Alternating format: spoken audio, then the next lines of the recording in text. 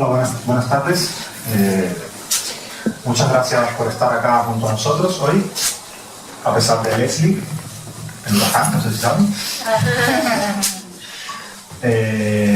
Para nosotros es un honor y un placer tenerlos acá y bueno, que hayan escogido dedicar parte de su tiempo de esta mañana de domingo o esta tarde de domingo a compartir junto a nosotros. Mi nombre civil es Joel y mi nombre espiritual es Janardana. Llevo practicando la conciencia de Krishna hace aproximadamente 15 años, más o menos la mitad de mi vida. Y paralelamente, además de ser Hare Krishna, pues soy científico, se podría decir que soy científico, ¿sabes? Estudié matemáticas y me dedico a la investigación en matemáticas y a impartir clases.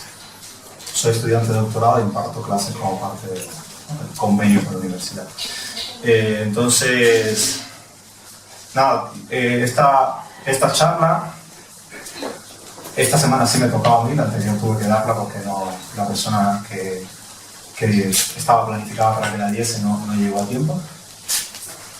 Y bueno, algunos me han visto demasiadas veces ya este mes. Ya esta es la última, al menos de domingo, eso espero, que nadie falle. Y bueno, la charla de hoy está relacionada con un tema que tratamos ayer. En algunos sábados, o sea, el segundo sábado del mes, el primero se está realizando algo que se llama Kirtan Diksha, algunos de ustedes han venido. Y el segundo es una sesión de preguntas y respuestas donde cada persona puede venir y preguntar lo que desea e intentamos responder acorde a la tradición y acorde a nuestras propias realizaciones personales. Entonces, ayer hicieron algunas preguntas interesantes y una de ellas era sobre cómo, ¿no? Si era posible ver a Dios, cómo ver a Dios y demás. Era una pregunta que a mí me resultó interesante y a pesar de que en principio tenía preparado otro tema, pues hoy por la mañana dije, pues venga, vamos a hacerlo de este tema que me gusta. Me parece que puede ser algo interesante de analizar. Y el tema que tenía planificado, pues lo dejo para el siguiente. Entonces, yo voy a basarme en algunos textos de un clásico de la literatura hindú, se podría decir, que es el Bhagavata Purana. Los Puranas son, digamos, un compendio de textos que tratan de plasmar las creencias de gran parte de las personas en aquella época en forma de historias, ¿vale? O sea, a través de las historias, pues ellos plasman la teología y aspectos morales, también hablan de genealogía de reyes y bueno, un montón de cosas más. Hay como una serie de categorías para aceptar un texto puránico o no. Pero el Bhagavata Purana es el más famoso de ellos y es el Purana que más se estudia dentro de la tradición nuestra, dentro del Gaudiya Vaishnavismo y del Chaitanya Vaishnavismo. Y la historia de este Purana es muy interesante. Normalmente, a mí no me gustan las guirnaldas. Bien, lo veo como un exceso así, por eso no me... estábamos en el Bhagavata Purana. La historia del Purana es interesante en sí, porque en ella hay una persona que está a punto de morir, ¿no? La historia lo que narra es que es un rey, está recorriendo su reino, de alguna manera u otra un niño lo maldice a que va a morir picado por una serpiente en 7 días. Y entonces esta persona decide hacer todos los arreglos pertinentes en su reino para dejar la dinastía organizada y decide simplemente sentarse en un río a tranquilamente ayunar y meditar en aspectos trascendentales, ¿no? Debido a que era una gran personalidad, los sabios que estaban alrededor, o sea, que estaban por ahí, pues decidieron reunirse para ¿no? ayudarle en ese tránsito. Y él simplemente se sienta y hace preguntas a ellos. O sea, la primera pregunta que hace es muy interesante, dice cuál es el deber de cada una de las personas, especialmente cuando está juntos. Y en lo que me voy a basar para hablar sobre el tema es en justamente las respuestas que vienen prácticamente inmediatas por parte del principal de los sabios que estaba en ese momento, que es a quien le dan la palabra, que se llama Shukadeva Goswami.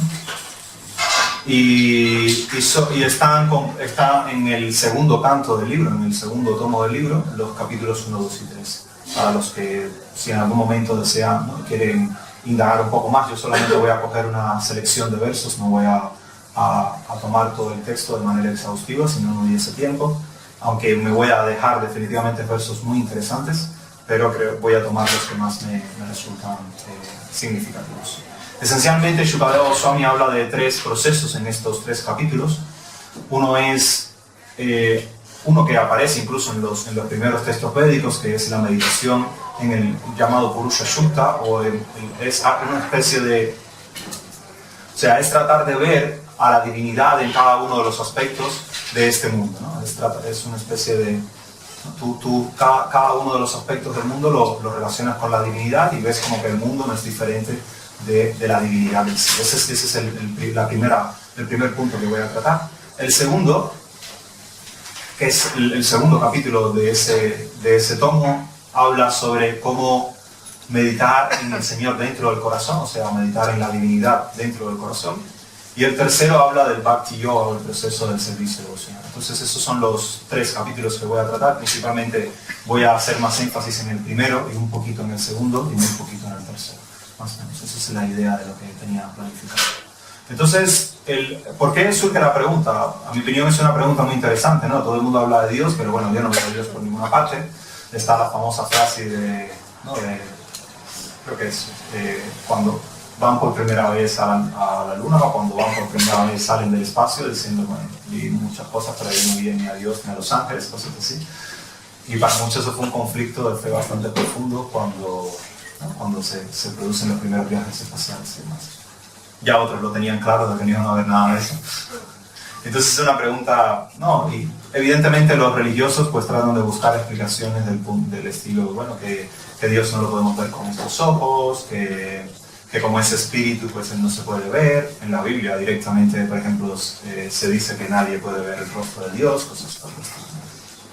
No obstante a eso, dentro del Gaudiya Vaishnavismo o dentro del hinduismo la posición es bien diferente. La deidad es incluso, o sea, se intenta representar, se adora de manera física, por así decirlo, tangible. O sea, ellos tienen una visión de que la divinidad puede adorarse de una manera totalmente, de manera trascendente, o sea, como si no existiese nada, que se llama nirguna sin cualidades, y hay otro tipo de adoración que es saguna, con cualidades, con algo inmanente, ¿no?, que tú lo adoras con algo de este mundo.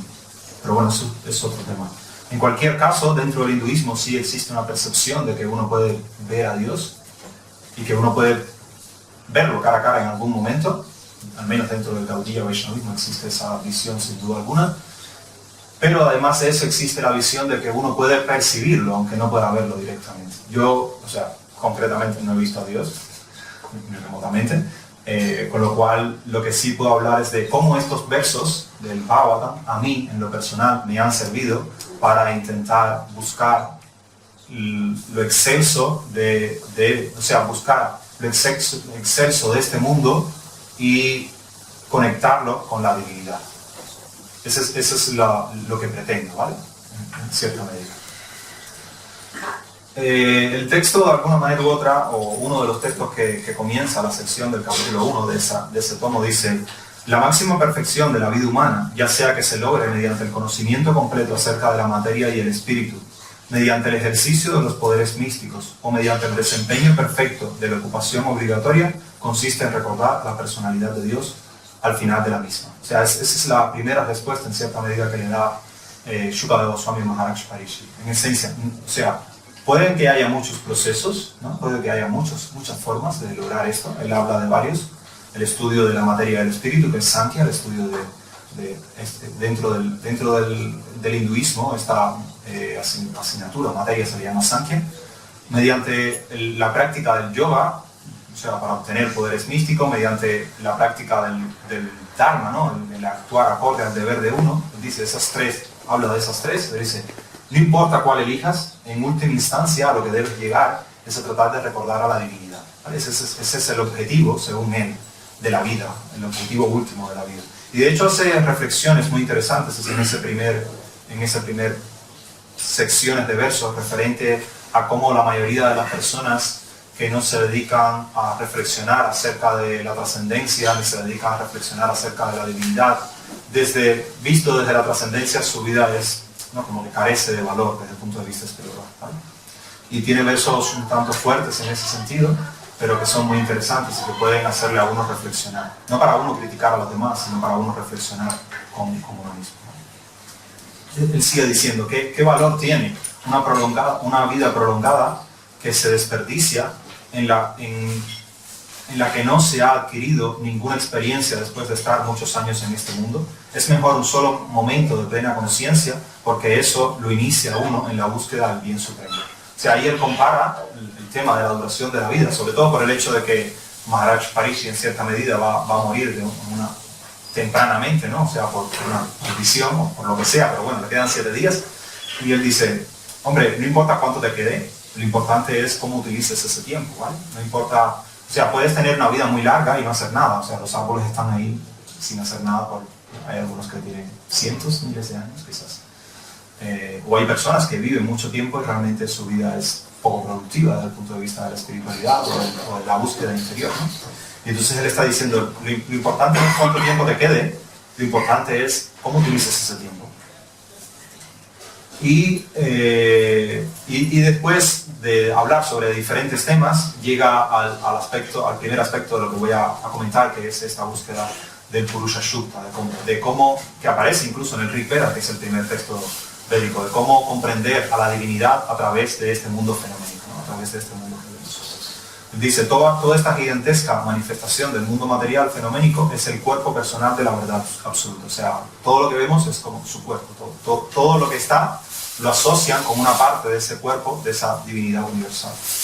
Él dice, en donde el tiempo material se experimenta en la forma del pasado, el presente y el futuro universal resultante. Y en cierta medida esta visión divide esta forma en tres aspectos principales. Uno es una dimensión planetaria en la que se describe cómo diferentes regiones planetarias pues van formando parte de esta forma universal. Otro es una visión un tanto más fenoménica, donde se describen diferentes fenómenos y diferentes características de este mundo y se relacionan con esta forma universal. Y otra es una visión un tanto más social, donde se habla de cómo diferentes clases de la sociedad forman parte de esta forma universal, ¿vale? Entonces vamos a tratar la del medio con más énfasis.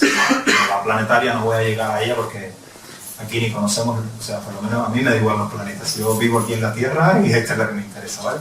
Como no tengo telescopio para ver los planetas, no puedo meditar en la divinidad formando parte de esos planetas. Así que yo me voy a concentrar en esta, la de aquí, que es la que a mí en algún momento, o sea, porque sinceramente en algún momento yo me sentía absorto meditando en algunos de los aspectos que aquí se hablan. O sea, simplemente me tiraba en cualquier lugar, con los ojos cerrados, en cualquier lugar, no, en un lugar más o menos presente, a pensar o meditar en estos aspectos de los que aquí se mencionan, ¿no?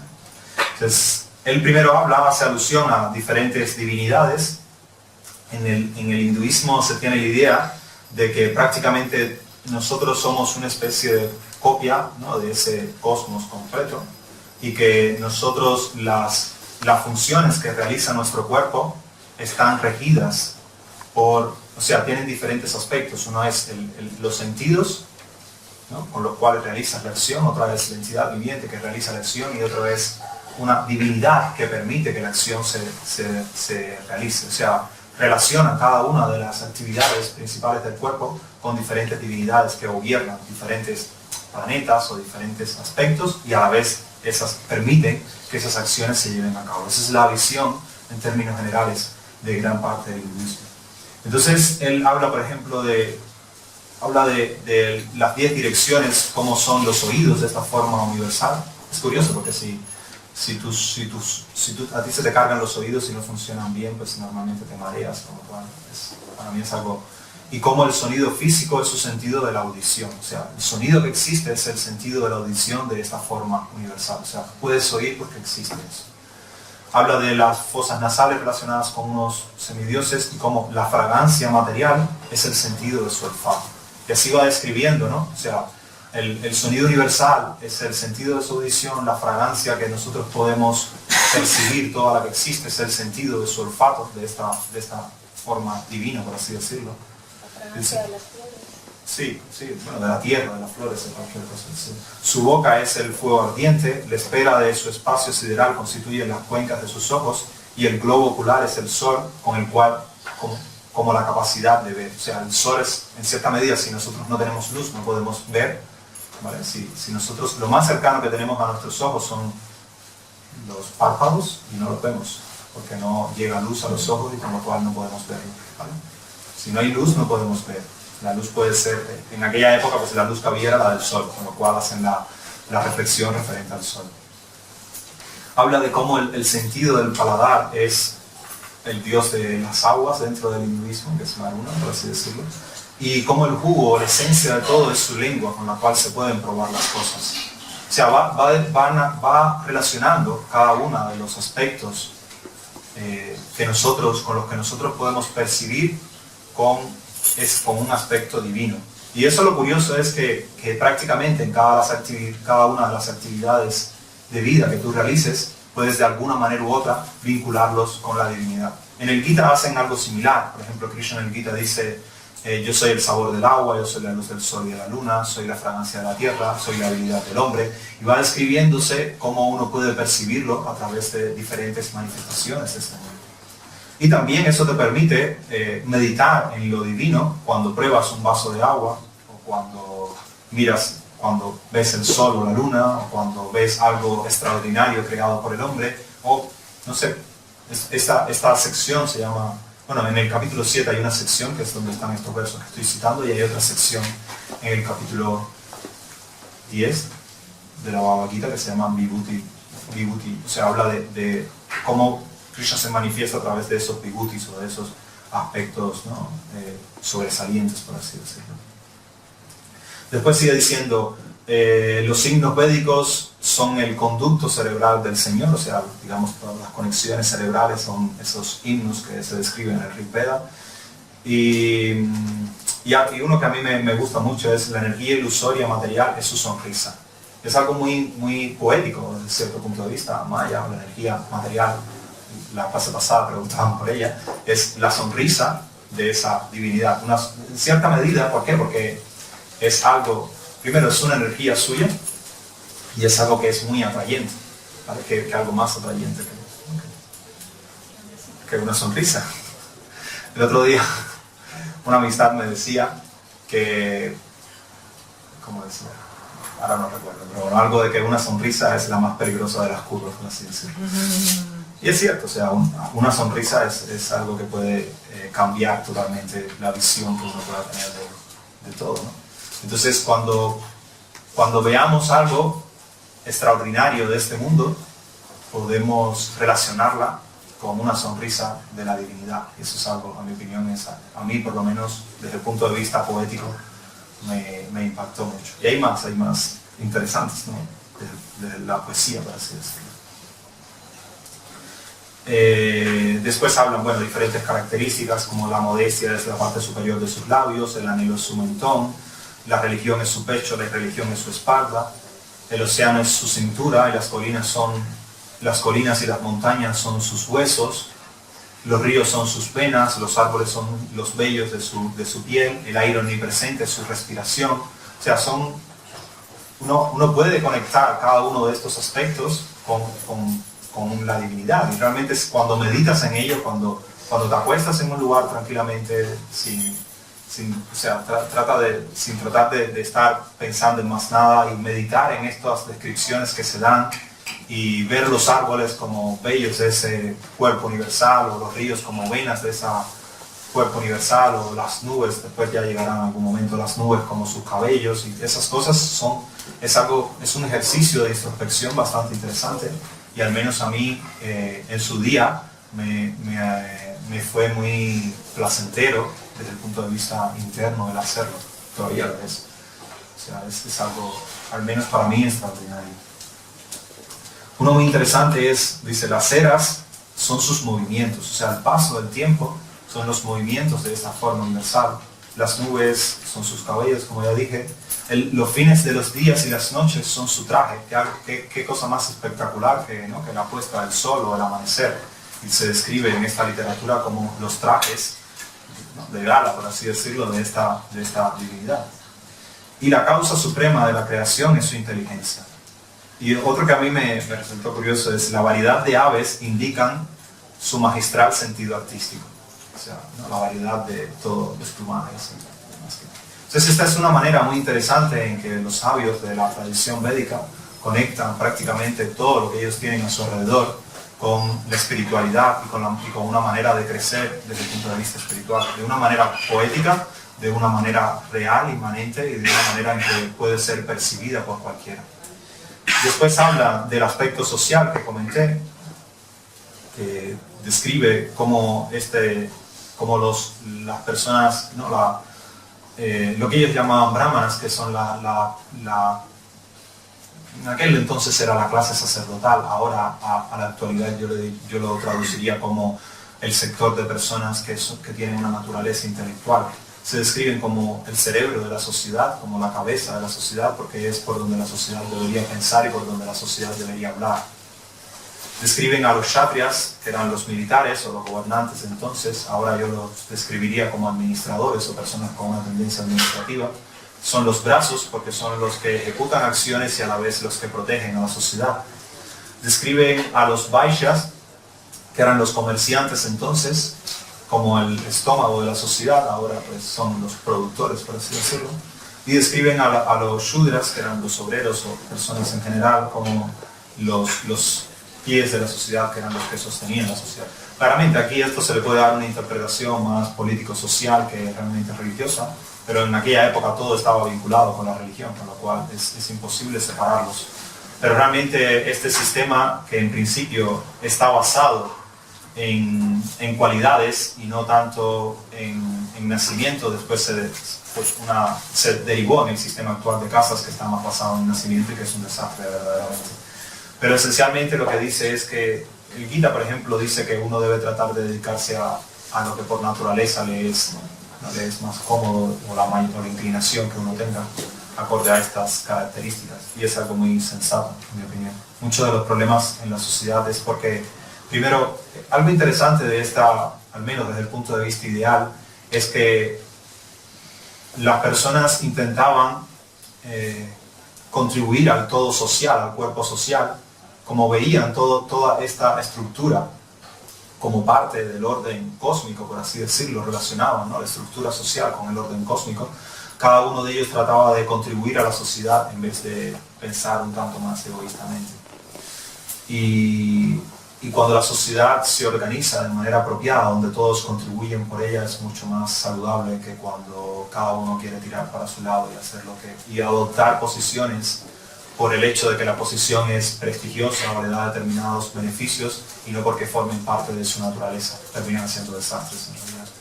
Entonces es algo, ¿no? hasta cierto punto interesante. Claramente, o sea, habría que ver cuán realmente práctico hubiese sido, ¿no? ese ideal, o esa utopía, por así decirlo. Es interesante.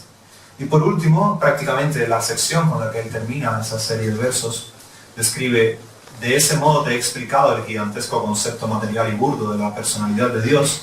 Aquel que desee sinceramente la liberación, concentra la mente en esta forma del Señor, porque en el mundo material no hay nada más que esto.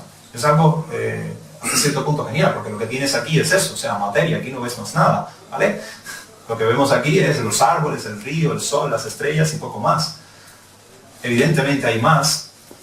Bueno, quizás no para todo el mundo sea evidente, algunos definitivamente puede que no lo sea, pero bueno, al menos yo quiero creer que hay más. Pero lo que tenemos en este mundo es esto, y aquella persona que esto le sirva para realmente conectar con algo más, con su interior, o conectar con algo más espiritual, yo creo que puede ser útil. Al menos a mí me sirvió, y por eso me pareció interesante pues, compartirlo con ustedes. Y algo también interesante, por ejemplo, que dice Krishna en el Gita, es que al final del capítulo 10, cuando él describe todos estos vibutis, ¿no? Que él dice, pues entre los peces yo soy el tiburón, entre las montañas el Himalaya, y bueno, va describiéndose como lo más excelso, por así decirlo, dentro de cada una de las categorías. Él le dice a Arjuna, porque Arjuna le pide a Krishna que se describa cómo él puede percibirlo a través de este mundo, ¿no? Y Krishna lo que en algún momento dice, pero Arjuna, ¿de qué vale todo este detalle si al final toda esta manifestación está creada con tan solo una chispa de mi esplendor? O sea, es lo que le dice Krishna. ¿No? Para mí es algo espectacular, porque él se describe como lo máximo que puede existir dentro de cada una de las cosas, y después está diciendo, pero ¿para qué tanto detalle? Si todo esto que tú ves solo sale de una chispa de mi esplendor, o sea, de la efulgencia que sale de mí. Es algo, a menos a mí en su momento me impresionó muchísimo cuando lo leí. Y también te da la idea de que hay algo más, y es algo más que también describe en su conversación, o al menos en el texto lo describe, se pone en boca de Shukadeva Goswami. Y en el capítulo 2 él comienza nuevamente describiendo, en cada capítulo él hace como una apología al materialismo, por así decirlo, o sea, criticando prácticamente toda la sociedad materialista, y todo lo que, digamos, todas aquellas personas que basan todo su tiempo exclusivamente en cuestiones relacionadas con la complacencia sensorial del cuerpo y no tratan de buscar algo más, ¿vale? En lo que yo no voy a entrar en eso, pero bueno, está ahí, pueden leerlo. Son textos interesantes, la verdad. Y después habla de ese Señor en el corazón, de la concepción del Señor en el corazón. Y es algo curioso, porque él dice, otros conciben a la personalidad de Dios que recibe en el cuerpo, en la región del corazón, y mide solo 25 centímetros, con 4 manos, en la que lleva un loto, una rueda, una rueda de una cuádrica, una caracola y una masa, respectivamente. Hablan de la forma esta de Vishnu, de 4 manos, y cada uno de ellos lleva un elemento. Y a mí me resulta curioso lo que él dice, otros conciben, ¿no? Como que es una concepción que se establece de la divinidad para meditar en él, o tratan de establecer eso en la mente para meditar en él. Y entonces van describiendo algunos de sus características, acorde con lo que se describe en los Shastras, en las escrituras. Dice, su boca expresa su felicidad, sus ojos son alargados como pétalos de un loto, su ropa amarillenta, como el color azafrán de una flor kadamba, está adornada con joyas preciosas. Sus pies de lotos están colocados sobre los verticilos de los corazones, cual lotos de los grandes místicos. Ese verso es digamos. Él está bien adornado como un trenzado decorativo alrededor de la cintura, su aceitoso cabello ondulado y de un tono azulado y su hermosa cara sonriente es todo muy placentero. O sea, es más o menos la descripción que dan. Dan más detalles, pero yo solamente tomé los que más me resultaron interesantes. Y después escribe, el proceso de meditación debe comenzar desde los pies del loto del Señor e ir progresando hasta su cara sonriente. La meditación debe concentrarse en los pies del loto, luego en las pantorrillas, luego en los muslos y así ir subiendo cada vez más. Cuando más la mente quede fija en las diferentes partes de los miembros, uno tras otro, más se purifica la inteligencia. Esa es la descripción de ese proceso que se describe, ¿no? De meditar en el Señor dentro del corazón. Y es algo también interesante, incluso uno podría hacer una mezcla entre los dos procesos, ¿no? Entre este de la forma universal y el otro, y meditar, ir haciendo los dos en paralelo. Es un ejercicio que puede resultar útil.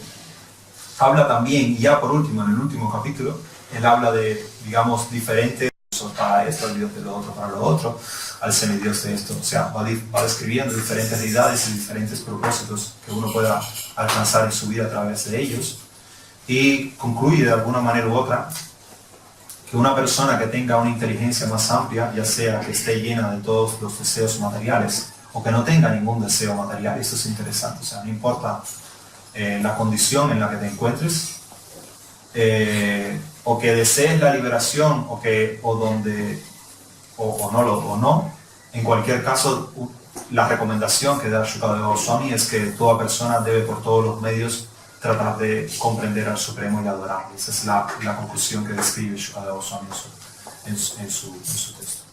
Y para concluir, ya al final del capítulo, habla digamos, del proceso del bhakti, sobre todo el proceso del canto de los santos nombres, como hemos hecho.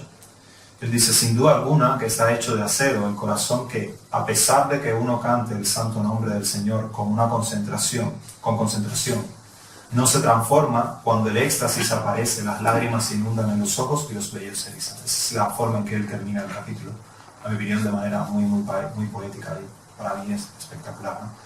También, claro, yo estoy haciendo una lectura completamente de un insider, o sea, de alguien desde adentro de la tradición.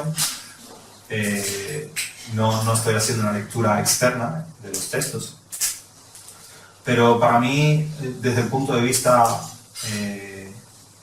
sea, yo, excepto la parte última, porque mi corazón realmente parece bastante de acero, el resto son etapas por las que he pasado en mi vida y que realmente han sido muy útiles para mí. Sobre todo el hecho, la primera etapa para mí ha sido espectacular cuando uno trata de meditar en esta poesía, cómo se describe el Purusha Sutta, ¿no? La divinidad, y cómo se compara esa divinidad con este mundo. Para mí fue algo muy interesante y me cambió en cierta medida la visión del mundo, porque incluso comienzas a tratar de cuidar o de proteger más lo que tienes a tu alrededor, porque lo ves como parte de un todo, no solamente, no importa cuán pequeñito sea el riachuelito, pues es un riachuelo y forma parte de todo lo que tenemos a nuestro alrededor. Entonces, más o menos eso era lo que yo quería comentarles. Queda un tiempo, unos 20 minutos, para si deseen hacer alguna pregunta, algún comentario, algo que deseen añadir. Si no, podemos seguir hablando más sobre el tema.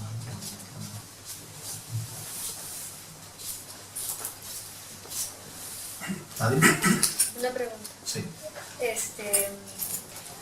Nosotros estamos hablando ahora de cómo podemos ver a Dios, ¿no? O sea, has descrito según los... Sí, según el Bhagavad Gita. Exactamente, cómo podemos percibirle, cómo podemos disfrutar, ¿no? O sea, sin embargo, han habido quienes le han visto como físicamente, ¿no? O sea, en teoría sí. En teoría sí. Sí, bueno, eso es lo que dicen los textos. No Claro. sé, no estaba yo presente, pero en teoría sí. Claro, entonces él sí se presenta de forma, digamos, material, o sea, se materializa, porque claro, él es Dios. Se hace visible, ¿no? Se hace Yo, visible. Lo de material espiritual es algo que para mí es Bueno. totalmente, no sé, ¿no? A veces... O sea, se hace visible, pero a quienes él ve conveniente, digo yo, ¿no? Digo, supongo. Sí, a ver, lo que es una pregunta hasta cierto punto interesante, o sea, es interesante sin duda alguna. El hecho de, ¿no? Bueno, ¿por qué ¿no? ¿Cómo se presenta ante ellos y por qué se presenta ante ellos? Y creo que ya no lo he visto, ¿no? ¿Vale? Entonces, a ver, para mí las escrituras son como, aquí se llama retrato robot, ¿es un término que se utiliza para cuando la policía quiere buscar a un modelo? Sí, un retrato robot. ¿No? En Cuba se le llama retrato hablado. Para mí muchas descripciones que se dan en las escrituras son como retratos robots. Esto que acabamos de hacer es como un retrato robot de esta divinidad, ¿no? Hay un verso de un texto medieval, del Gaudiya Vaishnavismo medieval, de finales del siglo XV, principios del siglo XVI, mejor dicho, en el que se describe, se dice que las personas santas siempre disfrutan, por así decirlo, del incesante pasar del río de actividades y pasatiempos de la divinidad. Y hay otro verso, una descripción más bien de un sabio contemporáneo de nuestra tradición, que dice algo muy, a mi opinión, muy hermoso, que describe cómo digamos, estas personalidades que escriben los textos, por así decirlo, presenciaban las actividades de la divinidad dentro de su corazón. Y los textos, esas actividades eran como ese río, ¿no? Incesante, constante, ¿no? De fluir. Es como una televisión trascendental, ¿no? dentro de uno, por así decirlo. Es una analogía que a veces han hecho. Y las escrituras son como pequeños laguitos que hacen para que profanos como nosotros podamos bañarnos en ellos y, ¿no?, beber algo de esta grandeza, ¿no?, de esta dulzura, de esos pasatiempos que ellos ven continuamente. Ese es el ideal dentro del Gaudiya Vaishnavismo, el llegar a realmente comprender a la divinidad y al llegar a tener una relación tan íntima con ella que tú puedas percibirla directamente y conocer cada uno de sus detalles, saber qué es lo que está sucediendo. Hay una historia muy interesante de Bhaktisiddhanta Saraswati Thakur, que es el maestro, el gurú de quien fundó el movimiento Hare Krishna, quien trajo el movimiento Hare Krishna Occidente, en la que él tenía un periódico en el que él sacaba, todos los días sacaba artículos sobre espiritualidad, filosofía Vaishnava. Y había una persona, al menos es lo que se narra, que no podía creer que, como un artículo diario, por favor, ¿cómo vas a sacar un artículo diario sobre temas espirituales? O sea, era inconcebible para esta persona. Y Bhaktisiddhanta Saraswati Thakur se impactó por eso. Dijo, todos los días hay decenas de periódicos que narran las noticias diarias de aquí, de India. Y a nivel mundial hay miles de periódicos que narran las noticias de lo que está sucediendo en el mundo. Por ejemplo, en la última asamblea de la ONU habían 100 jefes de Estado y 5.000 periodistas. O sea, muestra cuánto, o sea, los medios cuán abarcadores son, ¿no? En eventos habían menos, o sea, habían más periodistas que eventos en toda la región. Entonces, hay tantos periódicos a nivel mundial que describen todo lo que está sucediendo todos los días. Y este mundo es una infinitésima parte de este universo, y este universo es una infinitésima parte de todo lo que existe, y este mundo material es infinitesimal en comparación con el mundo espiritual. Y tú me estás diciendo a mí que yo no puedo escribir un artículo de lo que está sucediendo en el mundo espiritual todos los días. Entonces concluyo, yo puedo escribir un artículo de lo que está sucediendo en el mundo espiritual a cada momento. Claro, o sea, yo no digo o sea, para mí la moraleja que está detrás de este hecho no es que realmente la riqueza espiritual es infinita, en mi opinión. O sea, infinita en el sentido de infinito. Me quedé pensando para ver si no estaba diciendo una barbaridad desde el punto de vista matemático, pero es infinita. Y uno, o sea, claramente comprender esa infinitud con nuestros pensamientos siempre va a llevar a falacias dentro de nuestra lógica, aspectos que nuestra lógica no puedan entender completamente, como el hecho de que la divinidad se presente ante la persona. Pero para mí, que alguien diga, por ejemplo, que tal cosa no puede suceder, ¿no?, un aspecto determinado no puede suceder, que la divinidad no pueda manifestarse ante alguien, es como, ¿no?, como ir en contra de ese principio de que uno tiene al menos en concepción de Dios de que es omnipotente, con lo cual en teoría podría. Si existe, podría, ¿vale? Otro caso es, bueno, porque no lo hace, ¿no? Pero yo creo que es interesante el hecho de que por uno... Lo que yo he experimentado es que mientras más tú tratas de conectar al mundo con algo espiritual, más percibes a la divinidad en diferentes aspectos de tu propia vida. Y alguien podría decir, bueno, es que eso da igual al principio, porque yo vivo totalmente tranquilo sin tener que conectar nada con Dios y sin tener que creer nada. Bien, esa es la elección de cada persona, ¿no? O sea, no vengo acá a convencer a nadie de que se haga Hare Krishna nada por el estilo, ¿no?, ni que tenga que meditar en nada de esto que yo estoy diciendo. Pero en lo personal a mí me ha sido útil el hecho de tratar de conectar todo con lo divino, y el hecho de, aunque no vea físicamente al Supremo, que no, tampoco es algo que a mí no es algo que ahora mismo esté buscando, sino que simplemente lo que estoy buscando es tratar de crecer interiormente y de tratar de ver. O sea, por ejemplo, en el Gita Krishna dice, aquel que ve todo en mí y me ve a mí en todo, él siempre está conmigo y yo siempre estoy con él, ¿no? Entonces, en eso es en lo que yo trato de andar. Me da igual por ejemplo, Sri Chaitanya Mahaprabhu en su último verso del Shikshastaka también expresa eso, dice, puedes hacer lo que sea, ¿no?, ya sea abrazar, o sea, apretarme con tu abrazo o simplemente irte lejos, yo seguiré siendo, seguiré amándote, ¿no? En cierta medida es lo que dice.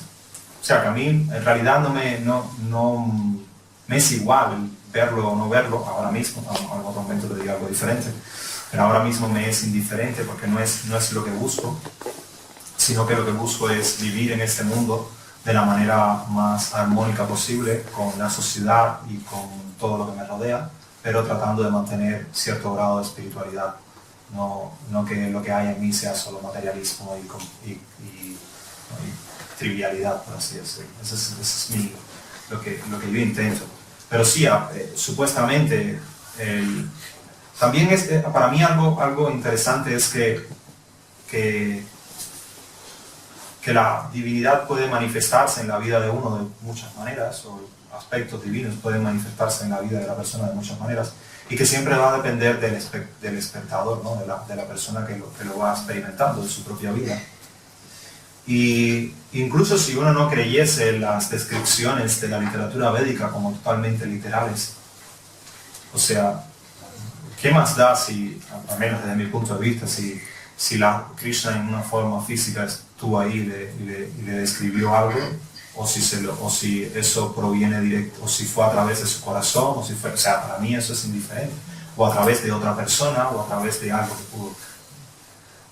Para mí lo más significativo es el legado que pueda dejar todo eso para nuestros días. Desde mi punto de vista personal, el legado que ha dejado para mí lo que se describe aquí en las Escrituras. Y yo creo que a pesar de la antigüedad que tienen, pues son cosas que pueden ser, que a mí me han sido útiles y que pueden ser útiles para otros. Ya que Krishna se presente o no, pues bueno, no sé, eso es asunto de cada cual con Krishna. Otro aspecto también interesante es el tema de las deidades, ¿no? De la adoración de las deidades o las representaciones, ¿no? que se hacen de la divinidad. Dentro del hinduismo, por ejemplo, existen las descripciones que se dan de estas divinidades y los adoradores intentan hacer una representación en elementos materiales para adorarle. Para mí, por ejemplo, esa es una manera. Existen diferentes concepciones también a la hora de adorar la deidad. Bhaktivinoda Thakur hace un escrito muy interesante sobre el tema y habla de que existe la concepción de determinadas personas de que la deidad es simplemente una estatua. Bien, hay personas que lo ven como una estatua y esa es su visión, tampoco puedes hacer nada por ello. Bien, para ti es una estatua y la vas a ver como una estatua.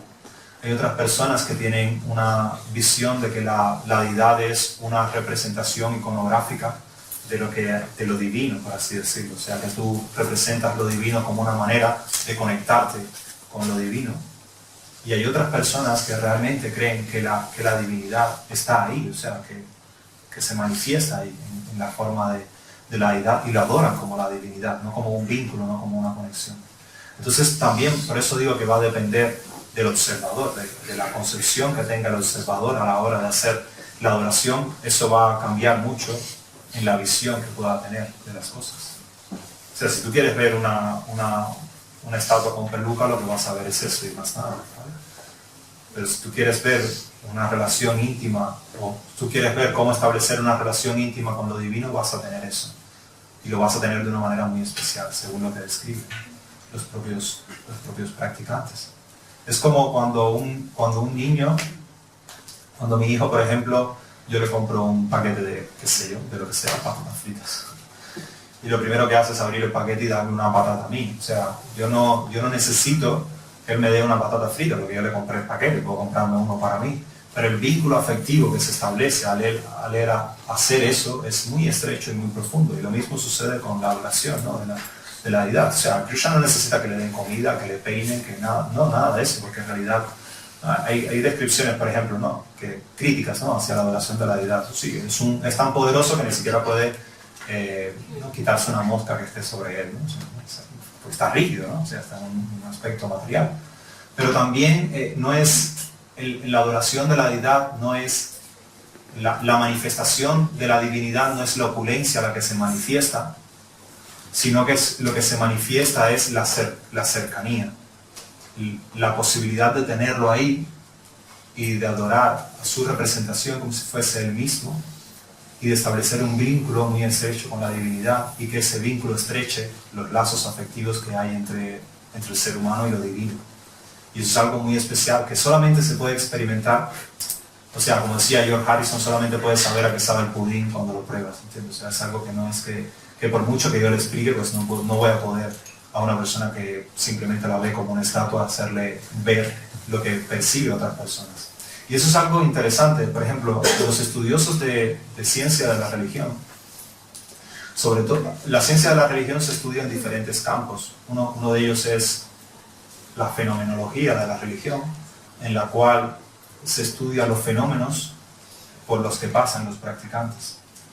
Y un estudioso, por ejemplo, hay un curso en una página que se llama EDX, que es de académicos, o sea, la página fue creada por Harvard y el MIT, y hay un curso de la Divinity School de Harvard que hablan de las diferentes religiones a través de las diferentes religiones a través de sus escrituras, y van religión por religión. Y en la primera parte del curso, que es a modo general, hay un escritor que dice: es imposible pretender estudiar la religión sin que las prácticas que ellos hagan te transformen a ti interiormente.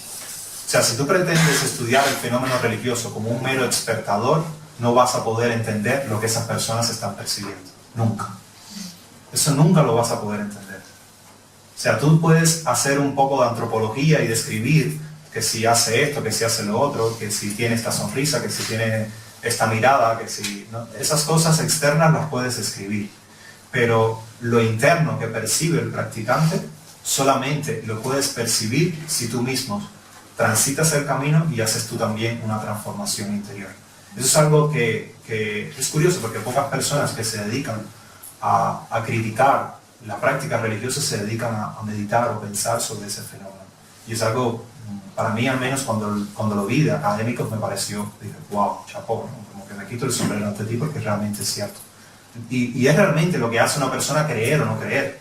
No es ninguna cantidad de elementos lógicos que se puedan dar a favor de la existencia o no existencia de lo divino, sino que es el proceso de transformación que tiene la persona en su interior cuando comienza a practicar o cuando practica.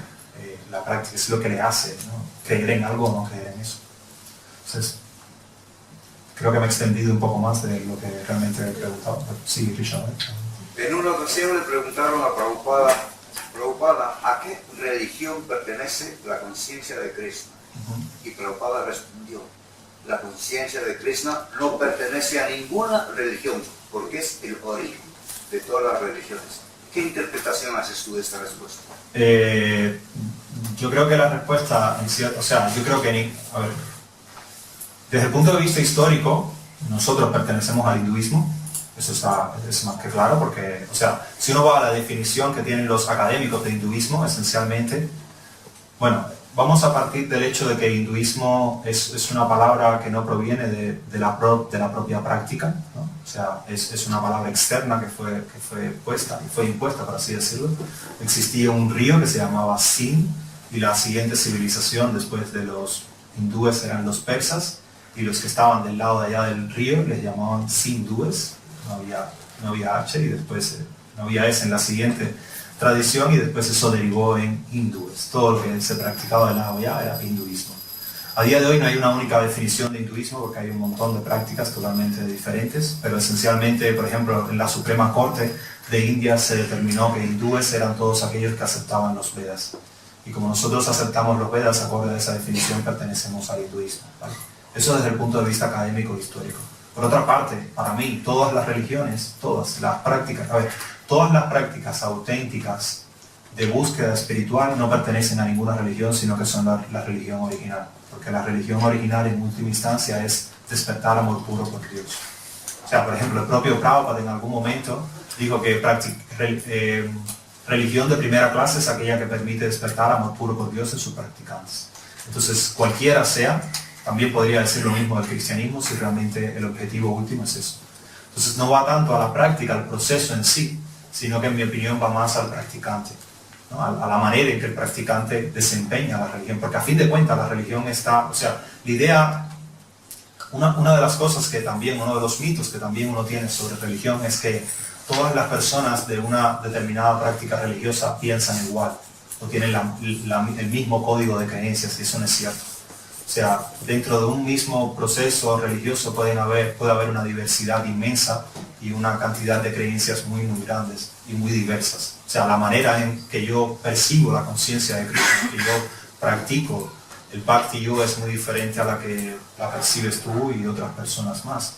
Y también otra creencia errónea es de que la religión es estática, ¿no? Y no se mueve, que la religión es la misma de hace 5.000 años ahora, y no es así. O sea, la religión es muy dinámica, muy dinámica, tanto internamente dentro de la práctica de cada uno, como a través de la historia. Entonces, si uno no entiende bien esos dos fenómenos, uno va a hacer declaraciones totalmente injustas hacia el ámbito religioso. Y por eso yo creo que respondiendo a tu pregunta, que por una parte es cierto de que la práctica genuina de la búsqueda de la divinidad es la religión original, pero no solamente en la conciencia de Krishna, sino en todos los procesos religiosos. Y por otra parte, también la práctica externa de la ropa, de las costumbres, de muchos, son cuestiones culturales de una determinada región. Porque también eso es otro aspecto. Las personas tienden a pensar de que la religión está como en una cápsula, como en una urna de cristal, y que la religión no afecta a la sociedad ni es afectada por la sociedad. En realidad no es así. La religión afecta a la sociedad, a la política, a la economía, a todo eso, y la religión es afectada por la sociedad. O sea, y uno de los problemas de eso es que normalmente se tiende a divinizar aspectos culturales que no tienen nada que ver con la práctica interna de la persona. Hay personas que sienten que si no llevan una determinada ropa, pues no están conectados con la divinidad. Para mí, pues, es una divinización de algo totalmente cultural, en mi opinión. Pero sí, o sea, respondiendo definitivamente, por una parte, sí es cierto que la búsqueda que se hace, la búsqueda genuina de tratar de comprender a Dios, de tratar de comprenderse a uno mismo y de tratar de establecer un vínculo con esa divinidad, es la religión original, y eso es la búsqueda genuina de la conciencia de Krishna para mí, como mismo también lo es o debería serlo para todas las religiones. Pero por otra parte, hay otra parte de lo que llamamos conciencia de Krishna, que es toda una fenomenología hindú, que para mí es hinduismo, o en última instancia es cultura de la India, pero no es auténticamente la religión original. Esa es mi visión.